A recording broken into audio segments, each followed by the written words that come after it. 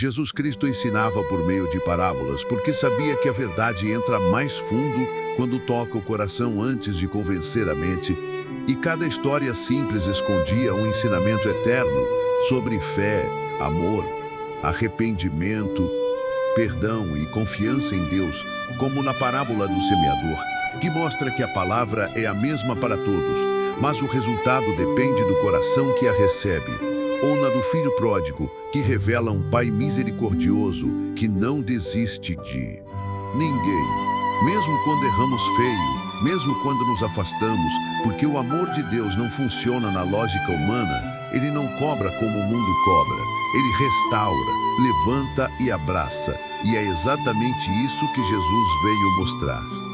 Que Deus não é um juiz distante esperando falhas, mas um Pai presente que caminha conosco em meio às dificuldades.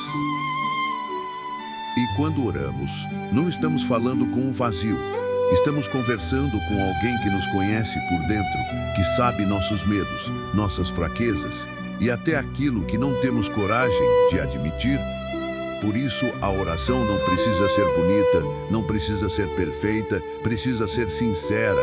Porque Jesus mesmo disse que Deus vê o que está em secreto e recompensa aquele que ora com o coração quebrantado.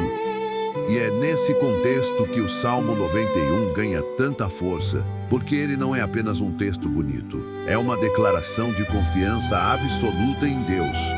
Quando diz que aquele que habita no esconderijo do Altíssimo descansa à sombra do Onipotente, está falando de intimidade, de proximidade, de alguém que escolheu confiar, mesmo quando tudo ao redor parece inseguro.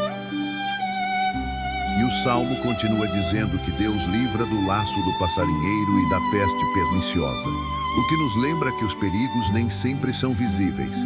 Muitos são espirituais, emocionais e mentais, e mesmo assim Deus protege, cobre com suas asas e guarda, não prometendo uma vida sem problemas, mas prometendo presença no meio deles. E Jesus reforça isso quando diz que no mundo teríamos aflições, mas que deveríamos ter bom ânimo, porque ele venceu o mundo. Ou seja, a fé cristã não é negação da dor, é esperança apesar da dor. É continuar acreditando mesmo quando a lógica diz para desistir. As parábolas mostram isso o tempo todo, como a da casa construída sobre a rocha, que ensina que quem ouve e pratica a palavra permanece firme quando as tempestades chegam, porque elas sempre chegam.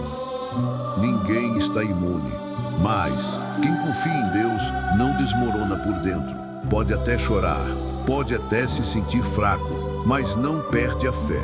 E o Salmo 91 termina com Deus, prometendo estar com aquele que o ama na angústia, livrá-lo e honrá-lo, saciá-lo com longevidade e mostrar-lhe a salvação, deixando claro que Deus não abandona no momento mais difícil.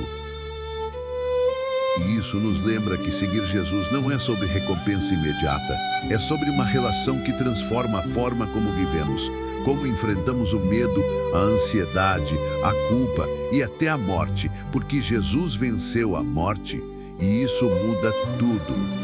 Muda nossa perspectiva, muda nossa forma de orar, muda nossa forma de amar. E quando juntamos as parábolas, a oração e o Salmo 91, entendemos que a fé não é mágica, é relacionamento, é constância, é escolha diária de confiar mesmo sem ver, de descansar mesmo sem entender, de seguir mesmo sem ter todas as respostas. Porque no fim, o que sustenta não é a explicação, é a presença de Deus.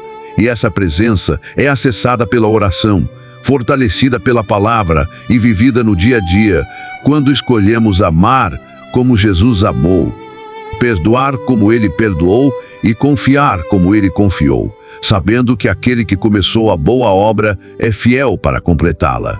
Que nenhum mal é maior que o cuidado de Deus, nenhuma dor é invisível aos seus olhos e nenhuma oração feita com fé é em vão.